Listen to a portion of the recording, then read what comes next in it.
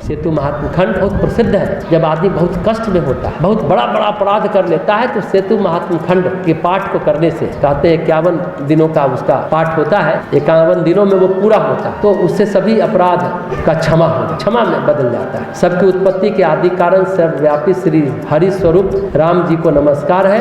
ऐसे करके शुरुआत होती है सेतु महात्म खंड में।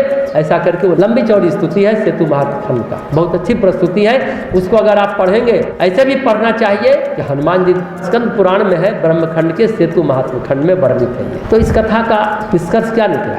गिलहरी की कथा यह कहती है कि भगवान के लिए कोई छोटा या बड़ा नहीं है। कोई प्राणी, कोई जीव, चाहे वो बंदर हो, भालू हो, कीट हो, पतंगा हो, कुत्ता हो, उनके लिए सभी बराबर। भगवान जितना प्यार, जितना प्रेम हनुमान जी से करते हैं, उतना हर जीवों से करते हैं। लक्ष्मण से भी ज्यादा प्रेम हम तुमसे करते हैं, हनुमान जी को कहते हैं। फिर कहते तू मेरे भाई भरत के बराबर प्रिय हो। तो भगवान एक एक बात कहते हैं। पर गिलहरी के कारण हनुमान जी को दंडित होना पड़ा। भक्तापराध क्षमा नहीं होता है। बहुत गहरी बात है इसमें। अरे कुत्तों का न्याय आपने सुना है ना?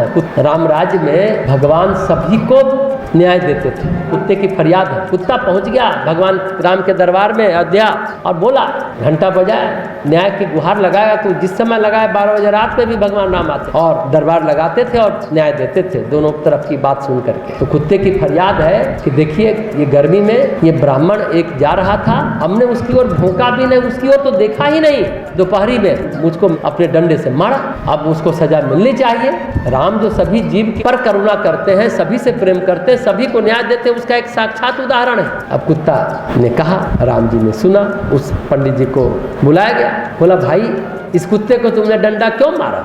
तो वो बोलते कि क्या तुम्हारे साथ इससे कोई बदसलूकी की? तो नहीं। फिर क्यों मारा? क्यों चिल्लाया, गुर्राया, काटने दौड़ाया, काट खाया, क्या किया? तो कुछ नहीं किया। तो फिर क्यों मारा?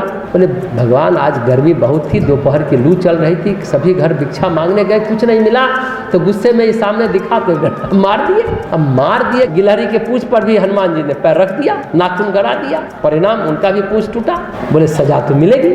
अब सब लोगों ने कहा कि इंटेंशनली नहीं किया है, हो गया, लेकिन सजा तो कुछ तो तय होगी, मृत्युदंड नहीं होगा, कुछ तो सजा होगी। तो फिर कुत्ते से ही पूछा गया कि भाई तुम ही तय करो कि इसको क्या सजा दी। उसके बाद कुत्ते ने कहा इसे कलिंजर का महंत बना दीजिए। तो सभी दरबारी चौंक रहे, तुम सजा दे रहे हो, किसे पुरस्कार दे रहे हो, महंत बनेगा, कलिंजर का मठ इतना बड़ा है, उसका महंत तो ऐश करेगा, मौज करेगा। बोले हम भी पिछले जन्म में कलिंजर के महंत थे। क्यों हुआ? फिर क्या हुआ? तो वहाँ जो घी था चढ़ावा में आया होगा, दान में आया होगा, तो हम उसको चुपके से 1-2 बूंद एक्स्ट्रा खा लिए थे, जितना मिलना चाहिए उससे ज़्यादा खा लिए, जिसका परिणाम है कि हमें कुत्ते की योनि मिले। इसे महंत बनाइए, लोभी लालची ब्राह्मण है, ये तो किस योनि में जाएगा अगले जीवन में पता नहीं, कुत्ते की योनि में है। लेकिन क्या जोरदार बात कही।